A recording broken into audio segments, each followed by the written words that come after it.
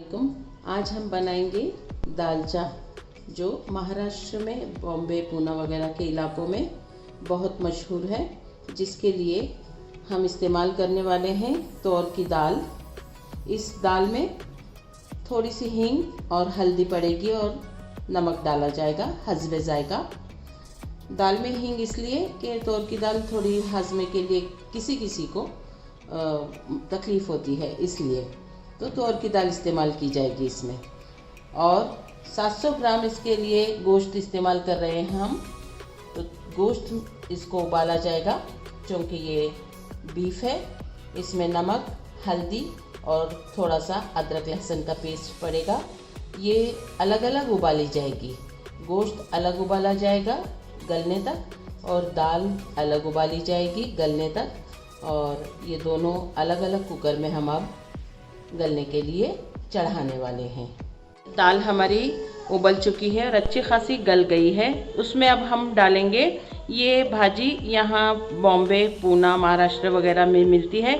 इसका जायका बहुत ही खट्टा होता है। इसे यहाँ पर चुका कहते हैं, चुके की भाजी कहलाती है। ये जायके में एकदम इमली की तरह खट्टी होती है, क्योंकि दालचा जो है तमाम चीज़ों को मिलाने के बाद खट्टा ही होता है। इसलिए ये इमली, इसका पल्प डालेंगे हम दाल में, और टमाटर डालेंगे। कुछ लोग इसे अलग से भी भूनने के वक्त गोश्त को इस्तेमाल करते हैं, लेकिन जब इस तरह से डाली जाए तो ये बहुत अच्छी तरह से गल जाता है और इसी में यकजान होकर शामिल हो जाता है। इसलिए हम ये तीनों चीज़ें इसमें डाल देंगे। ये सबसे पहले एक दरमियाने साइज़ की प्याज, जिसे हमने काट लिया है। लौकी लगेगी जो 700 ग्राम है। अदरक लहसुन का पेस्ट। 2 किस्म के मिर्च के पाउडर है, जिसमें इसका जायका बहुत तीखा है और इसका इसमें सिर्फ रंग है। ज़ीरा पाउडर, गरम मसाला पाउडर, धनिया पाउडर, तेज़पत्ता, ये सियाह इलायची, दालचीनी और 2 लौंग भूनने के लिए।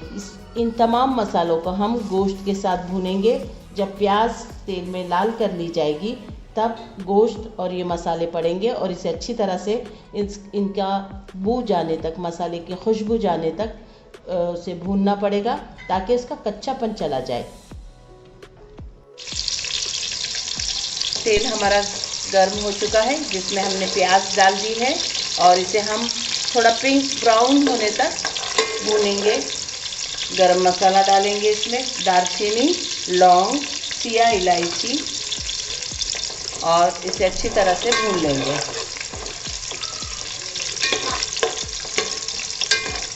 इसे हमने फ्राई करना है। इसका रंग बहुत सुर्ख नहीं होना चाहिए।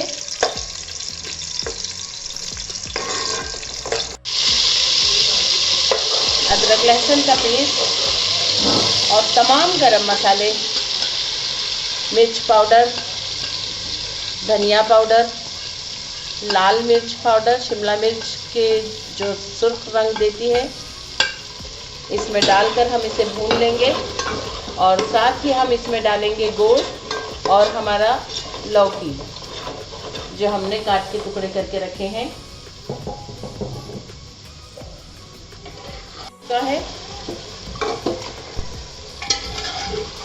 इन मसालों के साथ इसे अच्छी तरह से भूनना है।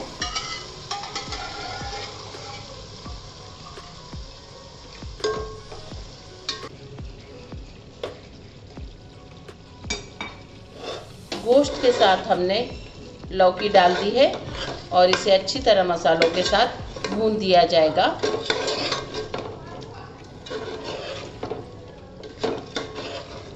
और अब चूँकि हमने इसमें लौकी डाली है, इसलिए इस मसाले के लिए आपने देखकर अपने हिसाब से जायके के मुताबिक इसमें थोड़ा सा नमक शामिल कर देना है, क्योंकि अब इन गोश्त के साथ लौकी भी शामिल हो चुकी है।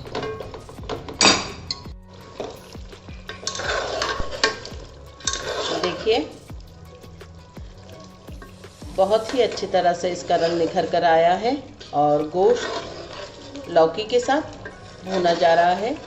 इसकी खुशबू आने लगी है पकने की, और सुर्ख मिर्च का रंग भी उभरने लगा है। लौकी अभी गली नहीं है, इसलिए इसे थोड़ा और वक्त लगेगा पकने के लिए, लिहाजा हम इसे भूनते रहेंगे। जब तक कि लौकी गल ना जाए।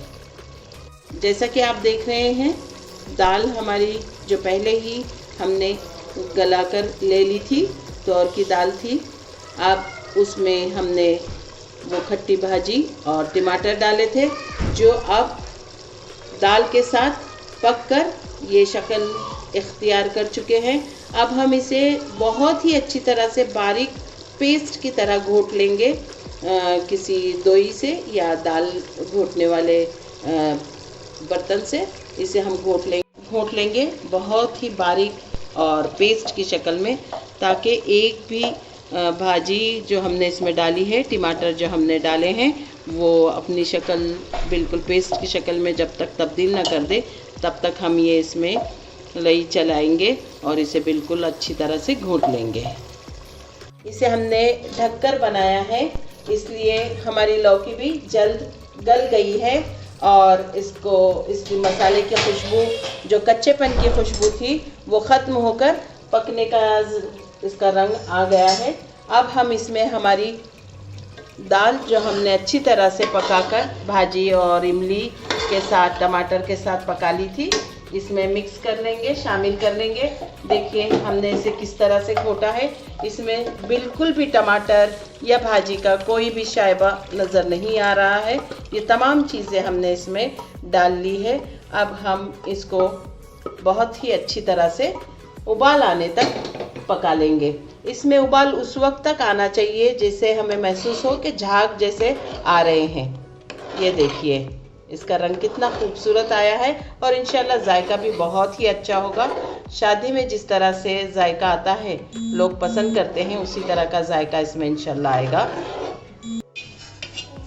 ज़ीरा, बड़ी सौंफ, दालचीनी,